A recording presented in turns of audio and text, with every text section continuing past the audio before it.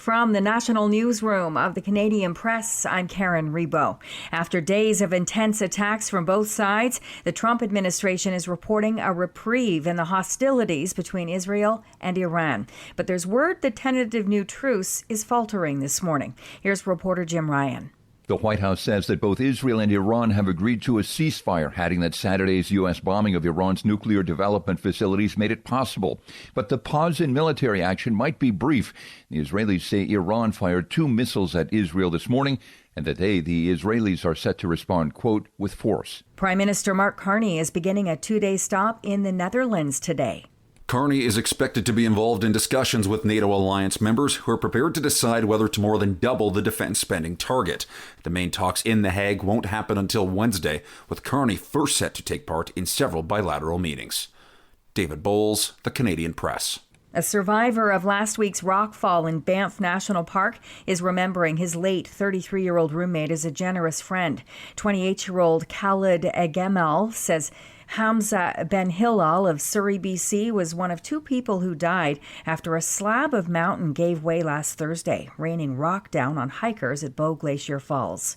He was very kind, generous, and very supportive. He was my friend. He was also like my big brother as well. They were on vacation when they started to hike the waterfall and heard what sounded like a thunderstorm before a large boulder fell from the mountain, and his friend screamed for him to run. From his hospital bed in Calgary, where he's recovering from a fractured pelvis and shoulder, El Gamal says he is still shocked and getting flashbacks from the tragedy.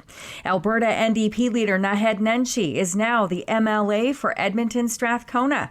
He won one of 3 provincial by-elections last night to get into the legislature. The NDP also won in Edmonton Ellerslie. And Nenshi says voters are sending a message to the United Conservative Party government. Voters are rejecting the UCP's failures. Voters sent a clear message tonight. The UCP doesn't have a plan for a better future, but Alberta's New Democrats do. UCP candidate Tara Sawyer won the by-election in Olds, Didsbury, Three Hills.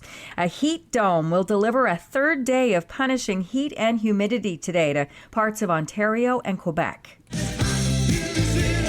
It sure is. In cities, towns, beaches, and campgrounds, too, with daytime temperatures in the mid-30s since Sunday and humidity readings making it feel like the mid-40s.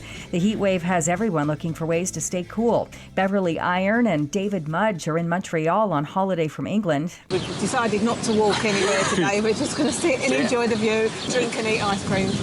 That's it. Environment Canada meteorologist Jeff Coulson says this heat wave is making its mark. Our first heat event is record-breaking temperatures and humidex readings for this time of year. Anyone feeling the way she did will be thrilled to know the heat dome is to move out sometime tomorrow. This is the Canadian Press. In sports, the American Hockey League's Calder Cup trophy goes to a Canadian team for the first time in 7 years. Led by playoff MVP netminder Artur Silovs, the Abbotsford Canucks are the Calder Cup champions. The visiting Canucks came back to beat the Charlotte Checkers 3-2 last night and win the best-of-7 AHL Championship Series in 6 games. The Toronto Blue Jays had Monday night off. They'll be opening a 3-game series in Cleveland tonight. Last night, Cincinnati Reds beat the New York Yankees 6-1. Cal Raleigh hit his major league leading 32nd homer, one of 4 by the visiting Seattle Mariners in Seattle's 11-2 pounding of the Minnesota Twins. And in soccer news, CONCACAF has cleared Canada's men's coach Jesse Marsh of any wrongdoing, but has fined Canada Soccer an undisclosed amount for 2 minor incidents at Canada's opening Gold Cup match last week in Vancouver. From the Canadian Press, I'm Karen Rebo.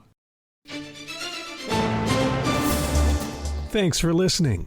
Don't forget to follow and subscribe. For more of today's top stories, visit thecanadianpressnews.ca.